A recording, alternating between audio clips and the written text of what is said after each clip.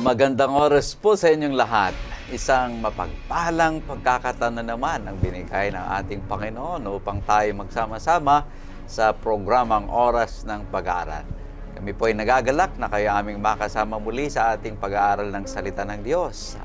Binabati natin ang lahat ng ating mga tagapanood at tagapakinig dyan sa YouTube channel at sa Adventist World Radio Station 89.1 mula sa Luzon, sa Visayas at sa Mindanao at lahat ng ating taga-subaybay mula sa ibayong dagat. At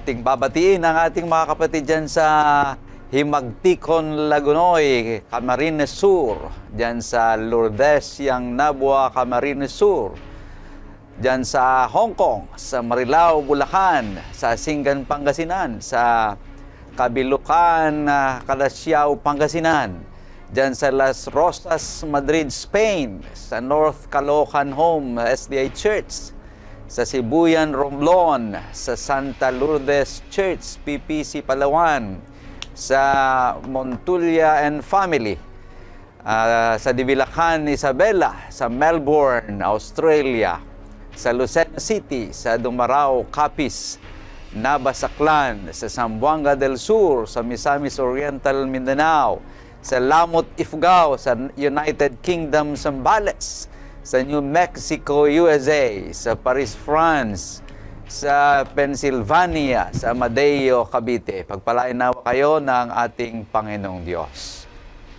At tayo'y tutungo na sa atin pong programa sa oras ng pag-aaral ay sama-sama nating bubuksan ang salita ng ating Panginoon at pag-aralan ng mga mahalagang aral na makakatulong sa ating pananampalataya at pamumuhay.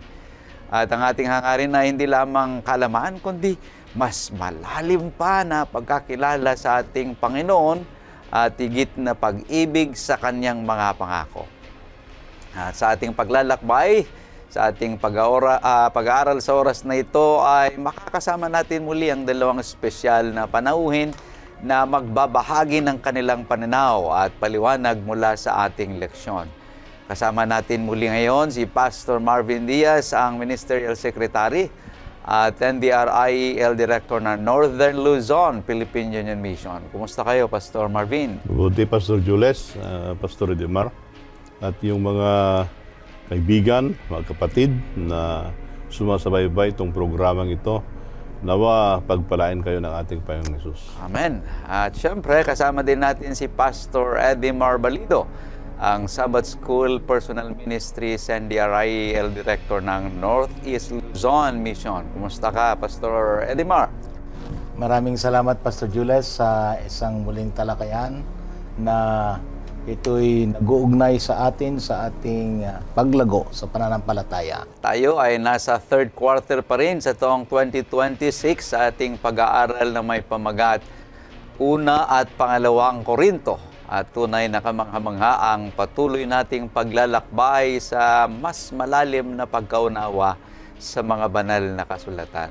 Ngayon, tayo'y maghanda at sabay-sabay nating simulan ang ating pag-aaral ng leksyon. At inihikayat kong lahat na ilabas na ninyo ang inyong Biblia at sumunod sa ating pagbubulay-bulay ng mga ginintoang salita ng ating Panginoong Diyos. At upang tayo'y gabayan ng banal na Espiritu, tayo po muna ay manalangin.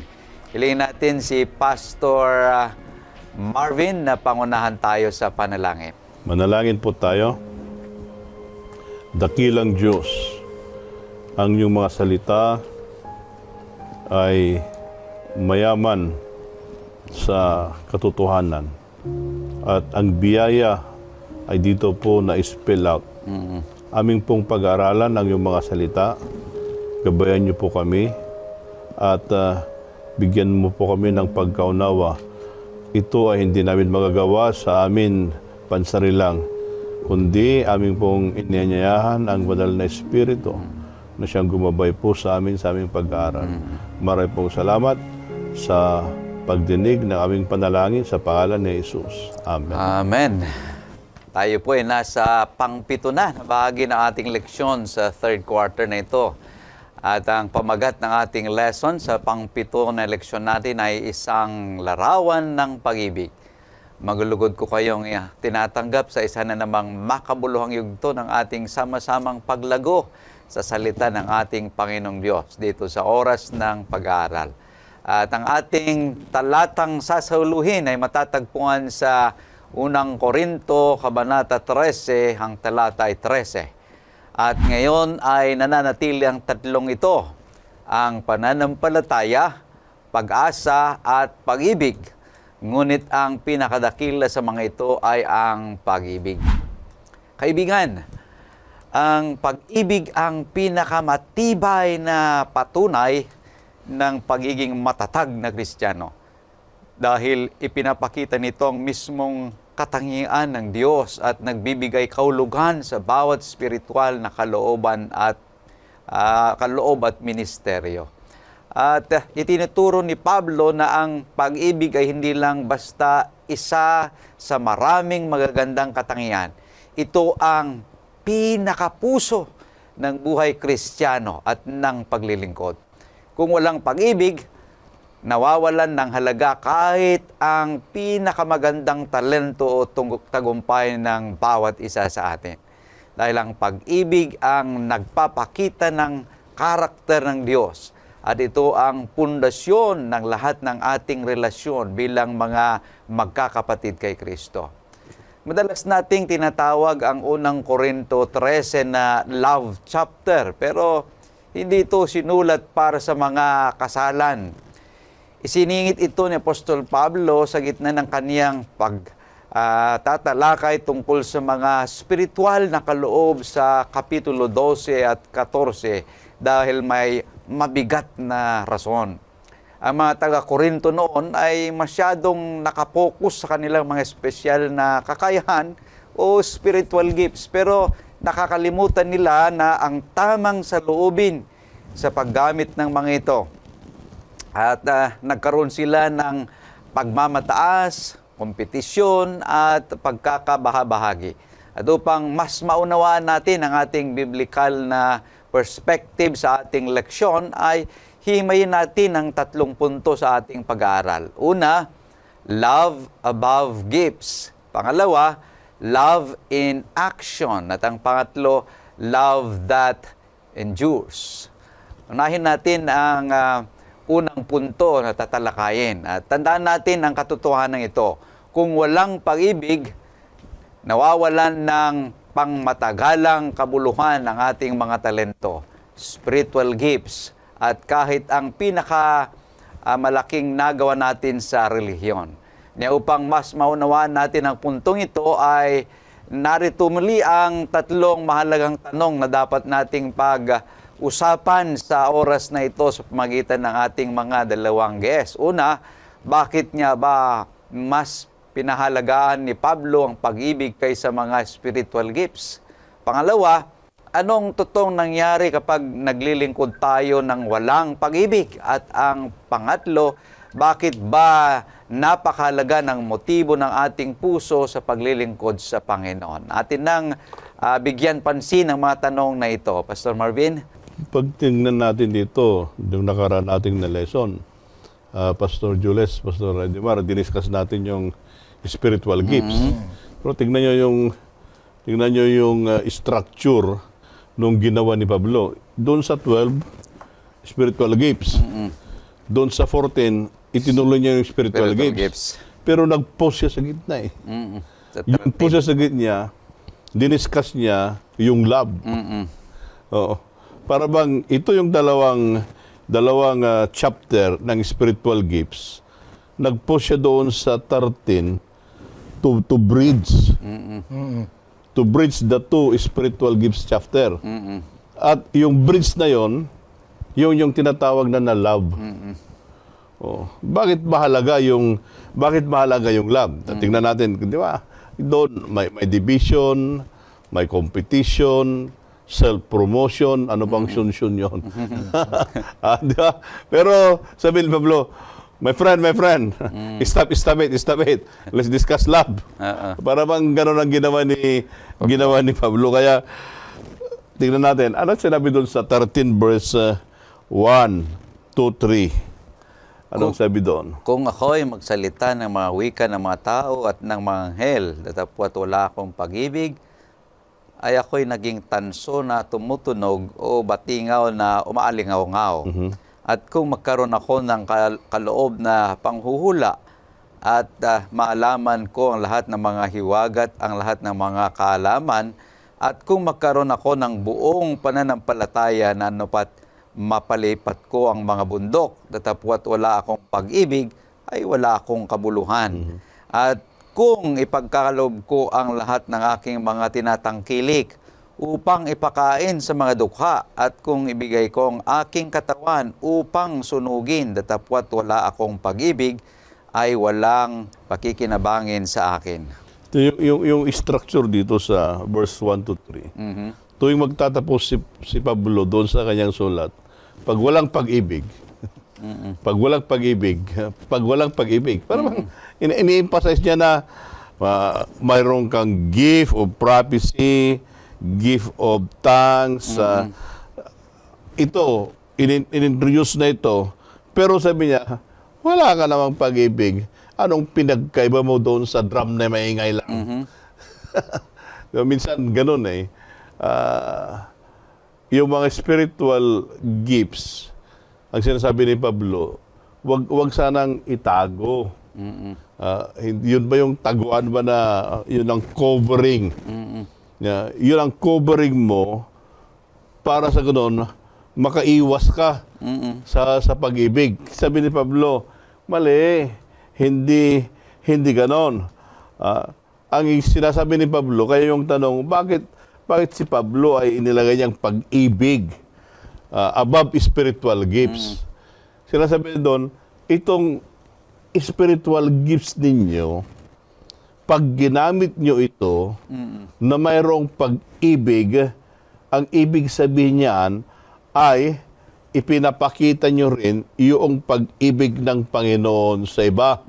Kaya diniscuss niya itong chapter 13 na ito yung love chapter in comparison with the spiritual gifts. Kaya sabi ni Pablo, yung bang value ng pag-ibig, mahalaga yun eh. Kasi yung value ng pag-ibig, pag wala yun, yun was the use of the spiritual gifts. Kaya diniscuss niya, ito yung body, ito yung metaphor na ginamit niya eh. Ngayon, kaya ang sabi niya doon sa verse 3, kahit pakainin mo yung mahirap, ipasunog mo man yung katawan mo para bang martir. Pero above all those things na ginawa mo, at wala namang pag-ibig, it's useless. Kaya doon sa ating pinag-aaralan natin ito, doon sa church, masigasig ka man, pero wala ka namang pag-ibig. Wala kabuluhan. Wala din. Yung mga iba nga, pag sa planning, napakagaling. Di ba? Pag sa discussion, napakagaling. Pero minsan, nakipag-ayaw-away naman. Nasaan yung pag-ibig? Kaya sinasabi ni Pablo, magiging genuine lang yan kung yung spiritual gifts mo, yung operator niya, ay pag-ibig. At pag yun ay nakita, the Christian character, the Christian lifestyle, ay magiging appealing yung ministry na ginagawa ng bawat isa sa atin. Pero hindi yun appealing pag wala siyang pag-ibig.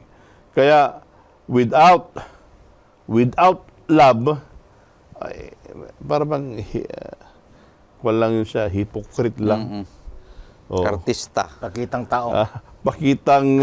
Pakitang tao lang yan. Kaya maganda sabihin, ito yung spiritual gifts mo, ito yung Christian service mo, at mayroong pag-ibig, yun ang mission. Amen. Yun ang sinasabi niya. Kaya ito yung care group mo, ito yung cared friends mo, yung cared families, then bakit mo ginagawa yon? Because first of all, you love God. At yung pag-ibig na yon, ipinapakita mo rin dito. Then, the relational dimension ay nagiging effective. Kaya hindi mahirap mag-Bible study. Man. Di ba? Praise the Lord. Napakasarap at napakainam na balik-balikan natin mga kapatid. Doon sa ating talatang binasa kanina, doon sa verse 1, doon sa chapter 13, Pastor, pakiulit nga Kung sa Tagalog. ako'y magsalita ng mga wika ng mga tao at ng mga anghel, datapwat wala akong pag-ibig, ay ako'y maging tanso na tumutunog o batingaw na umaalingaw-ngaw. May binabanggit na larawan dito yung batingaw na umaalingaw-ngaw lamang. There is no rhyme, walang ritmo. Kumbaga kung tututuhanin natin, ang ritmo kasi ng pananaw natin bilang mga Kristiyano, lalo sa Iglesia ng Corinto, ay pag-ibig. Kanya nga, kung ating tinitignan yung tinatawag na spiritual gift, pagka sinabi nating gift ay yan ay handog. Ang nagbibigay ng handog o kaya ay isang gift sa isang tao, kung ito'y walang halaga, yung tinatawag na valueless, ay wala itong saysay. Kanya nga, ang halaga nito ay karapat-dapat ay nakatuon kung ito'y mahalaga naman sa isang halagang nabibilang. Subalit ito'y binibigay na walang pag-ibig, walang saysay. Subalit kung ito'y, sabihin natin, kakonting halaga, pero ibinigay ito na may pag-ibig, doon sa tumatanggap ay napakahalaga. Bakit? Kasi kung titingnan natin, ito'y naglalarawan, kaya nga sa title pa lang ng lesson, A Portrait of Love. Ito'y naglalarawan kasi nung mismong katangian ng ating Panginoong Diyos. Kaya napakaganda na malinaw na tingnan natin na ito'y nagpapatotoo. This is what we call evidence of spirituality. Kaya sabi ko nga, it is always the picture of God that is love. Kaya yun yung napakainam na balik-balikan natin. Yun yung tinatawag na pinapahalagahan sapagkat yung pag-ibig na yon ay out of the experience doon sa ginagawa natin ay naipakita sana lalo sa kapanahunan ni Pablo sa Iglesia ng Corinto ay ganun din ang gampanin natin sa ating panahon. Mangyari na nawa ito sa loob ng iglesia. Kaya pag tignan natin, kaya ibinagay niya dito yung chapter 13 kasi yun siya yung love. Nagpapakita, love removes an attitude that destroys unity. Tama. Di ba yun? Kasi pag hindi mo mali isang tao, nagtatanim ka ng pagkahati-hati doon sa loob ng iglesia Kaya sinasabi ni Pablo dito, ito yung pag-ibig to show that you are a matured Christian. Amen. To show that you are concerned sa growth ng church. Hindi yung kaya nga inimphasize dito ito yung love. Yung love. It's a demonstration of how God love us. Ngayon, kung walang pag-ibig, babalik pa rin doon sa problem na may division, may schism, nagpapataasan. Kasi walang love. Kaya sabi ni Pablo, pag yan ay may pag-ibig diyan, mabubunot ang pride. Mabubunot ang jealousy. Ano pang mabubunot? Ano pang may ibang mabunot yan? Mabubunot yung mga hindi siya kanais-nais. Then eventually, love will reign. Yan ang sinasabi ni Pablo, Pastor Jules. Napakaganda yung mga sinasabi. At habang pinapakinggan ko ay napunta sa aking isipan yung aking nabasa na sinabi, paano mong sasabihing mahal mo ang Diyos na nakikita mo? yung kapitbahay mo na, paano mo mahal, sinasabing mahal mo ang Diyos na hindi mo nakikita, yung kapitbahay mo na nakikita mo, hindi mo pa kayang mahalin. So, paano maniniwalang Diyos na mahal mo siya kung yung kapitbahay mo na nakikita mo, hindi mo siya kayang mahalin? Dito yung katotohanan na sinasabi that the most gifted individuals without love are worthless. So kahit na nandyan ng lahat sa'yo, kahit na ikaw ng pinakamagaling, nasa iyo yung mga lahat ng talento, kung wala namang pag-ibig, it is worthless, sabi, because God values character over charisma. Tama. So, mas pinapahalagahan pa rin ng Panginoong Diyos yung ating pinapakita na ugali kaysa yung pinapakita natin na mga kaloob na nasa sa atin, mga kapatid. Spiritual gifts are just tools, but love is the heart of the first person using it. So, yung mga spiritual gifts natin, sinabi na natin nung nakaraan na ito yung mga gamit na binigay ng Diyos upang mapatatag at mapalago ang iglesia, to edify the church of God. Ngunit the love is the heart. Ito yung heart na kung saan ay pwedeng gamitin ng bawat isa sa atin. Kanya't napakahalaga na ating titingnan na yung pag-ibig ay siya sanang makita sa bawat nananampalataya sa iglesia at magmahalan ng bawat isa. Napakaganda yung ating nakikita mula rito sa aklat ni Apostol Pablo sa mga taga-Korinto. Nung una ay ito'y parang aklat lamang na punong-puno ng problema, pero napakahalaga ng mga bagay na kung saan ay sinasabi dito, mga minamahal. Tayo tutungo na sa pangalawa na punto, love in action. Okay? Pagkatapos nating makita ang halaga ng pag-ibig, tandaan naman natin ito, ang pag-ibig ayon sa Biblia ay hindi lang basta nararamdaman, ito ay pinapakita sa pamagitan ng mga ugali at kilos na hango sa karakter ng ating Panginoong Jesucristo. So, kaibigan, bago na tayo magpatuloy, ay meron tayong mga dapat na tingnan na mga katanungan upang makita natin ang kahalagahan ng pangalawang punto nating pinapag-aralan, mga kapatid. Una, paano nga ba naiiba ang pag-ibig na itinuturo sa Biblia kumpara sa konsepto ng pag-ibig ng mundong ito? Pangalawa, bakit nga ba napakahalaga ng pagpapakumbaba para masabing tunay ang ating pag-ibig? So, sama-sama nating tuklasin ang mga sagot na ito mula sa ating mga guest na naririto ngayon. Pastor Marvin. Paano mo ipakita na yung love ay may action? Kasi yung pangalawang kwa natin ay love in action. Love in action. Dapat hindi lang per se na love, dapat may action. May verb. Tama ba yun? May verb ba may yun? action word. may action word.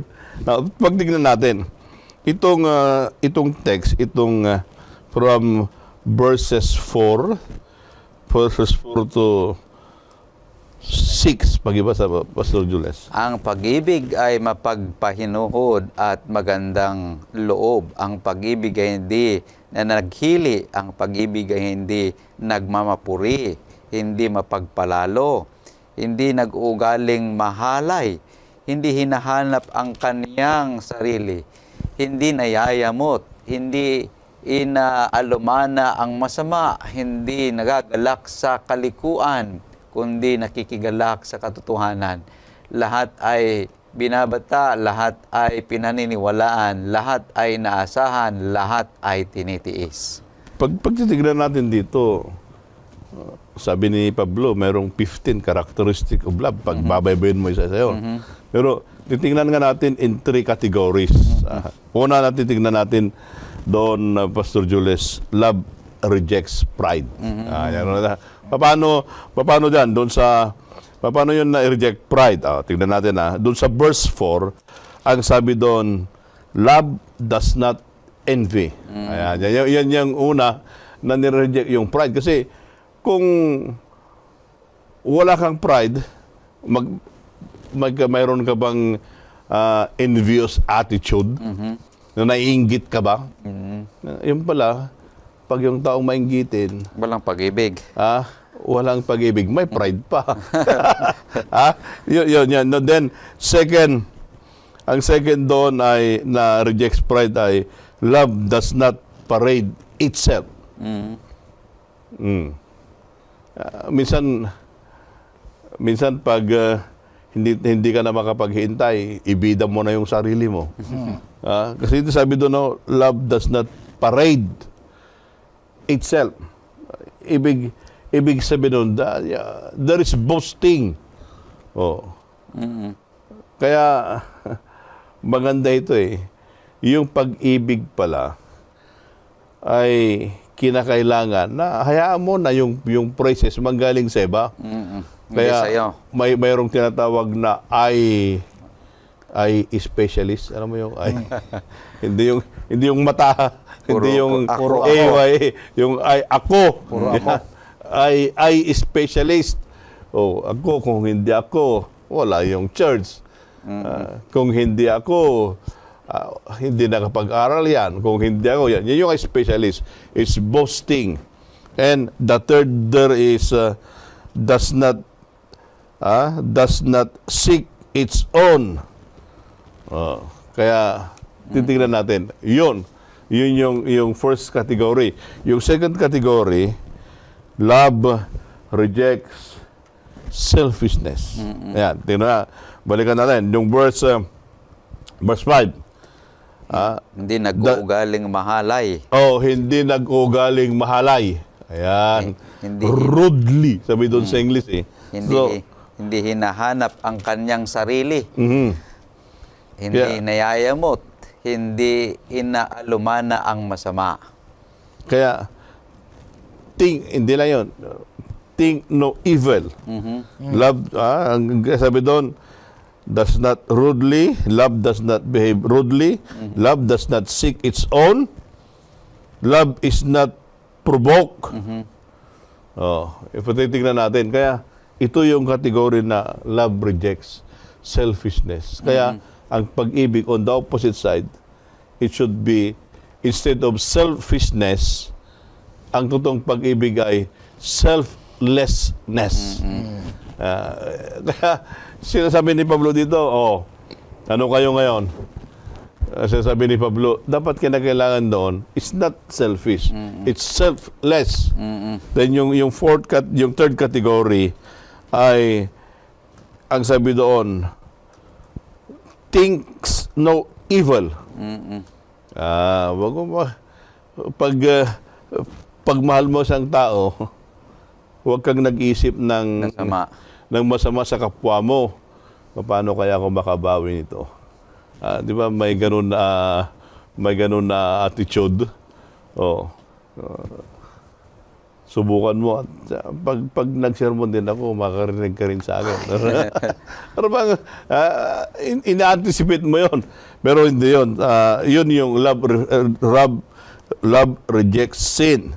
Not only that, ang sabi doon ay, does not rejoice in iniquity. Hindi nagagalak sa kalikuan. Hindi nagagalak sa kalikuan. Yun yung love. Kaya, pag titignan natin, ditong kategoring ito ay love rejects pride, love rejects selfishness, then love rejects sin. Okay. So, ito yung Christian maturity. Kaya yung tanong ay, paano mo i-cultivate, paano mo practice yung patience at kindness doon sa daily relationship? Yan. Paano i-practice yun? Show love. Pakita mo yung pag-ibig ng Panginoon. Then, we need to forgive rather than to keep records of wrong. Minsan kasi, mas marami yung record natin, mas marami yung listahan natin ng sama ng loob kaysa yung listahan ng forgiveness. Di ba nangyayari yun, Pastor Jules? Kasi mas maraming nililista kaysa yung pagpapatawad. Amen. Ang nakita ko dito, Pastor, maganda yung ano kasi yung una kanina natalakayan, ito yung kahalagahan. Ito naman ngayon, yung kakaiba doon sa lahat. Kasi ito'y naglalarawan doon sa characterize ng pag-ibig. Kasi action na ito eh. Action na ito.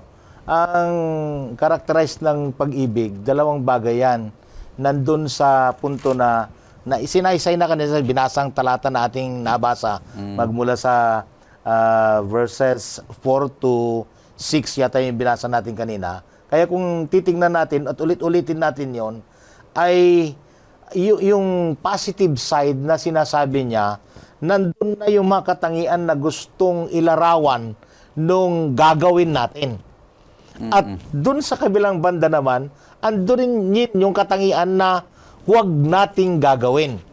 Kaya kung titingnan natin ang ating lesson ngayong week na ito, si Pablo may nag-describe, may description siya kung paano gagawin natin yon. It is not just barely on emotional side. Kasi madali tayong nadadala pagka emosyon ang gumalaw eh. Ang nagari sa atin, pag emosyon, nadadala tayo. Ang problema doon, pag nadadala tayo sa emosyon, gumagawa tayo doon sa mga negative na mga katangian ng tinatawag nating action.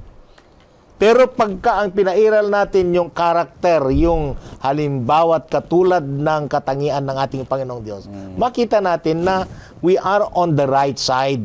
Kaya nga this world offer the negative, and yet ang Panginoon, He offers the positive, the action of what we call love. Kaya napakaganda na sa ating talakayan ay nakita na natin napaka-specific yung sinabi ni Pablo sa talata mula versikulo 4 hanggang sa 6. May mga negative, may mga positive. Ang kailangan nating tingnan ngayon mga kapatid ay yung naipapakita ba natin yung talagang katangian ng ating Panginoong Hesus sa tinatawag nating action ng ating pag-ibig. Kaya yun po yung aking nakitang pagsasalaysay sa ating topic na ito. Mula rito sa ating binabanggit na talakayan ay nakita ko kasi doon sa unang punto na sinasabi natin ay yung unang tanong, yung pagkakaiba ng pag-ibig na tinuturo ng Biblia at yung konsepto ng mundo. So merong dalawang dito yung world view ng love at yung biblical view ng love. Yung world view ng love ay yung love ay ng mundo ay based on feelings, pero yung biblical view ay based on the will.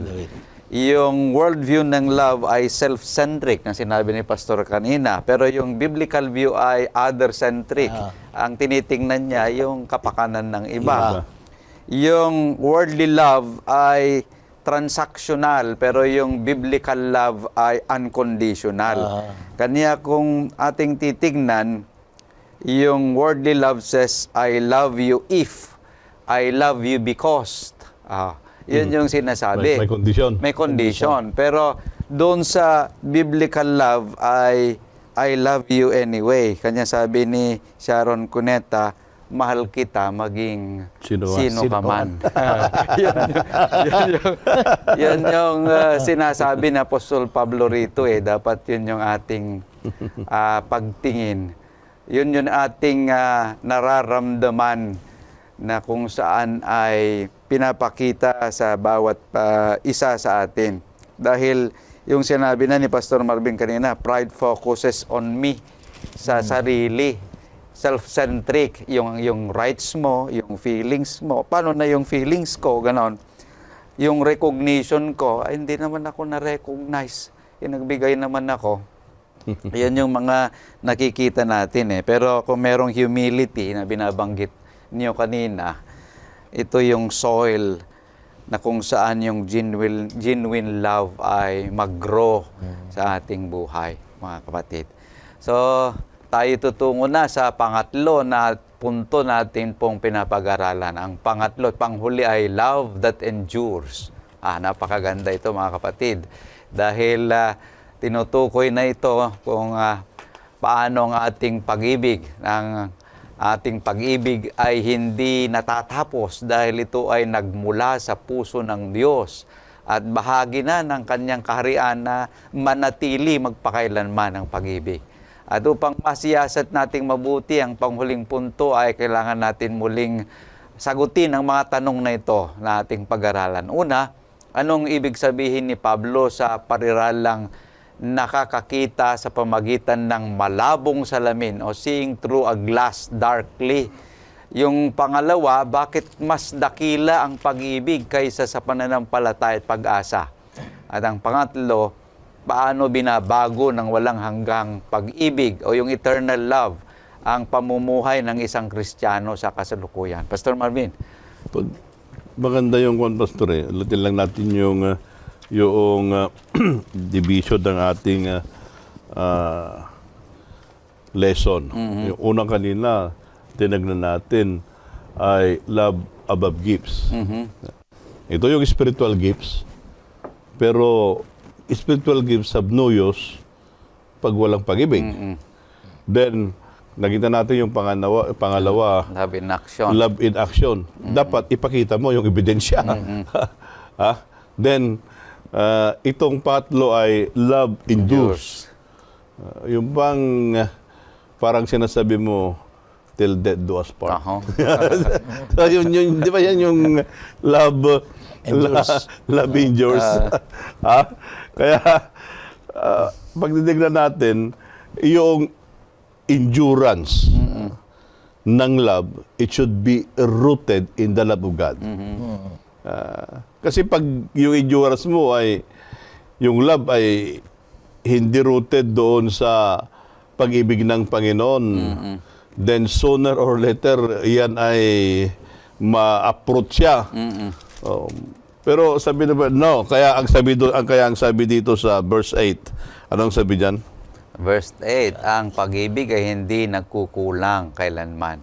Kahit maging mga hula ay mga tatapos, maging mga wika ay titigil, maging kaalaman ay mawawala, sapagkat nakakakilala tayo ng bahagya at nanguhula tayo ng bahagya. Okay, sabi dito ay love never fails. Ganda. Kaya yung prophecy, mga yan, kaya Magtatapos sila lahat. tatapos lang sila, pero yung pag-ibig, kaya sabi doon, part, pero yung yung unang tanong natin doon ay parang bang seeing through a glass darkly, yung sa kanina doon, na it will vanish away. And we know in part, and we prophesy in part. Parang bang blurred. Part lang. Part lang yan siya. Tingnan natin. Sa context dito, during their time, hindi kagaya ngayon na yung pagtumingin ka sa mirror, Kita mo talaga. Uray abot tirupa. kahit butas na mo, kita mo dun eh. Pero during that time, si Sina Pablo, hindi ganun yung salamin nila eh. Blurred. Yung bang bronze or iron na kanilang Pinapakintab. Kinikis. pinakintab lang. Pag tignan mo, blurred. Blurred. Hindi mo kuha yung tamang-tama talaga. Blurred. Blurred yon. Kaya ang sabi dito, huwag sanang ganon. When there is love, yung blurred, yung blurred ay dapat maging malinaw yan. Ang sinasabi ni Pablo, itong mga spiritual gifts, prophecy, mga ganyan yan ay mga blurred thing. But when there is love, it will never fail. Yun ang sinasabi niya. Kaya dapat yung portrait of love na pinag-aralan natin is the portrait of the love of Jesus Christ that will endure forever. At kung tayo na bilang tagasunod ng Panginoon, that portrait of love should also endure as long as it is rooted doon sa pag-ibig ng ating Panginoong Hesus. Kaya wala kang ikabahala. Amen. Pero the moment that you will go away doon sa pag-ibig ng Panginoon, then yun yung tinatawag na is like a tinkling cymbals. Makariri. Parang maingay ka lang. Maingay. Maingay ka lang. Kasi hindi na genuine yung love. Ingay na lang ang mayroon. Okay. Ang nakita ko dito ay yung partiality kasi. Kagaya ng pagsasalaysay ni Pastor Marvin kanina, yung pananaw ay hindi gaanong maliwanag sapagkat nga doon sa description ni Pablo doon sa glass darkly. Basahin ko Doon sa talatang 12. Verse 12. Sapagkat ngayon malabo tayong nakakakita sa isang salamin. Ngunit pagkatapos ay makikita natin sa mukhaan. Ngayon nakikilala ko ng bahagya. Ngunit pagkatapos ay makikilala ko ng gaya naman ng pagkakilala sa akin. Okay, in the description, nakita natin, may partiality kasi kung minsan kapag hindi pa natin naunawa ang mas malaliman ang pag-ibig, nagkakaroon tayo ng judgment, kaya yun tinatawag na partial.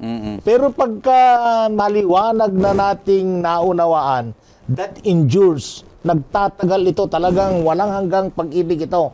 Kaya doon yung description natin ay complete na.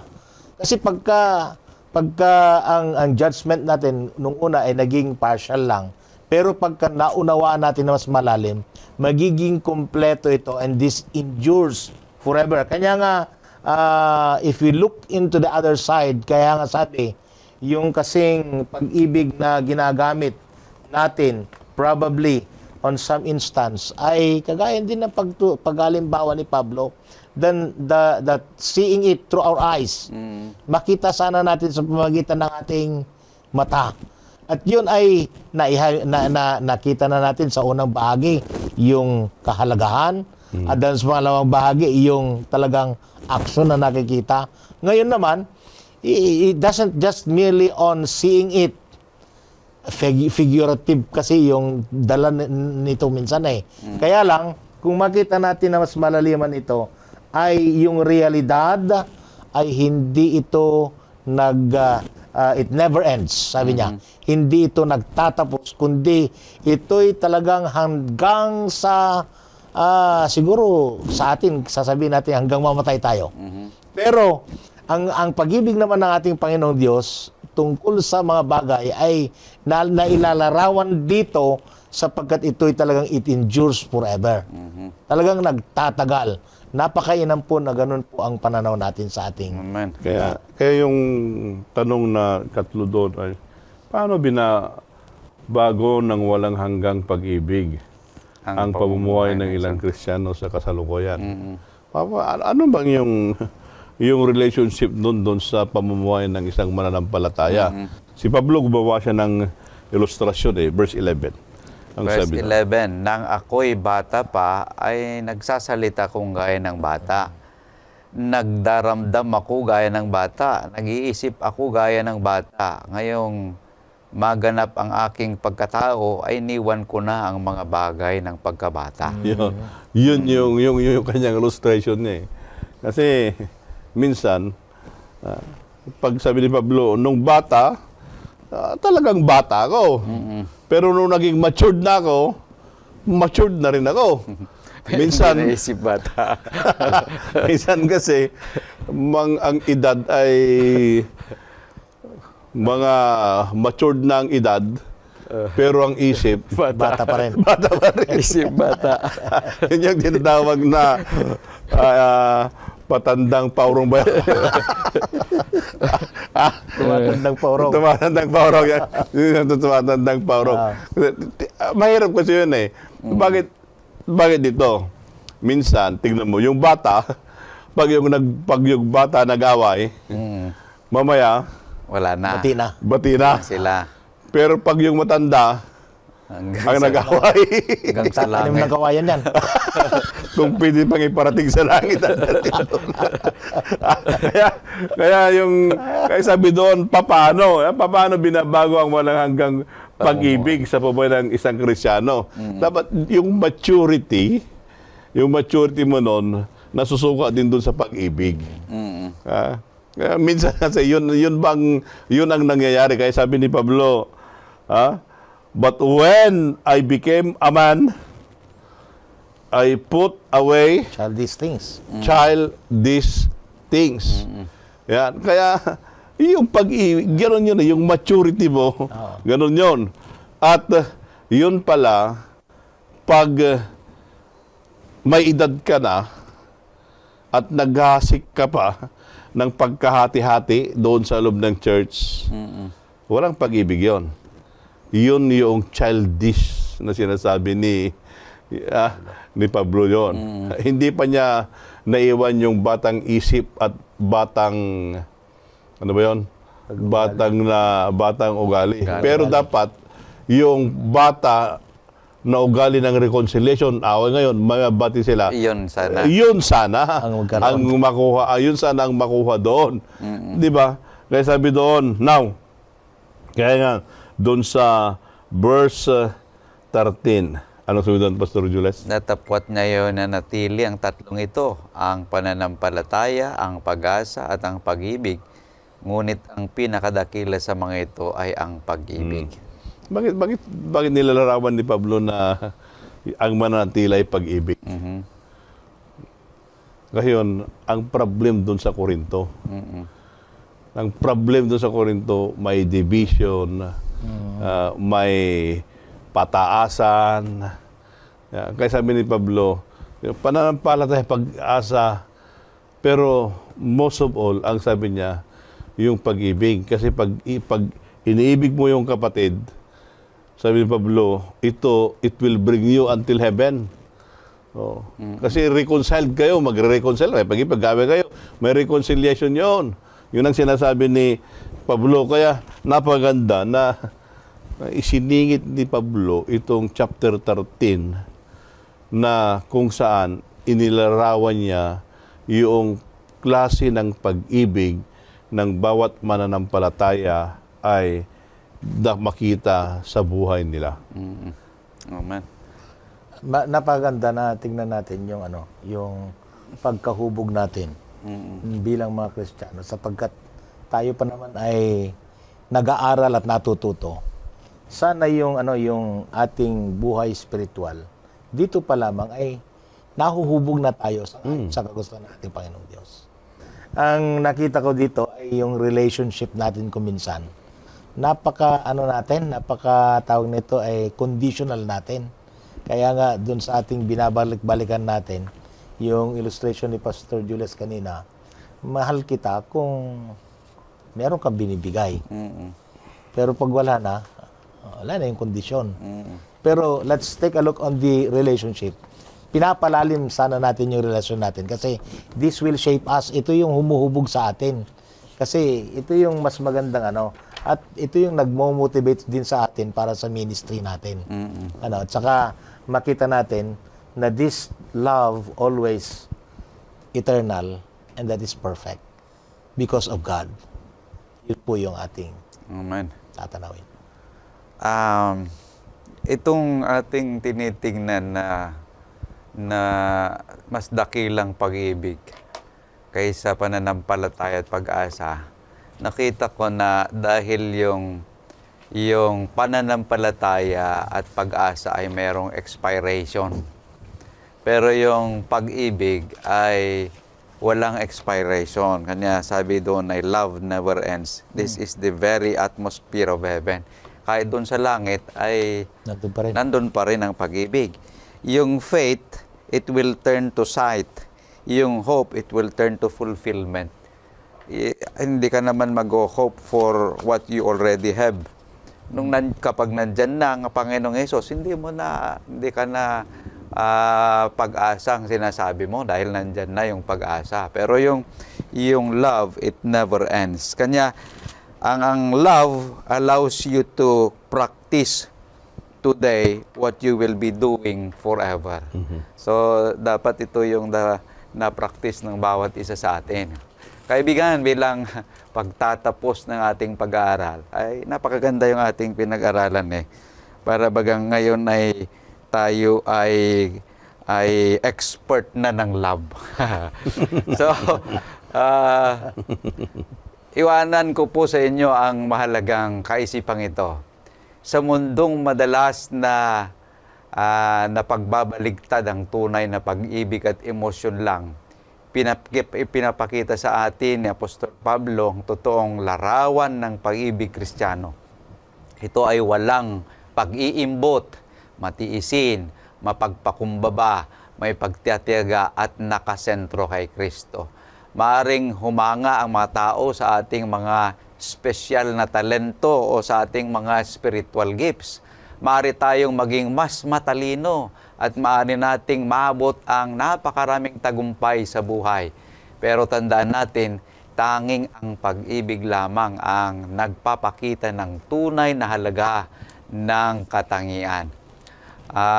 Kanya nga't ang hamon sa bawat isa sa atin ngayon, sa lahat ng ating ginagawa, sa ating paglilingkod at sa ating pakikitungo sa ating kapwa, nangingibabaw sana ang pag-ibig ng ating Panginoong Hesukristo. So, suriin natin ang ating mga puso at tayo ba ay naglilingkod ng may pag-ibig? Maraming salamat po at pagpalain tayo ng ating Panginoong Diyos. Bago tayo magtapos, makikinig muna tayo ng isang awit. Ay pagkatapos nito ay hilingin natin si Pastor Balido na sa panghuling panalangin.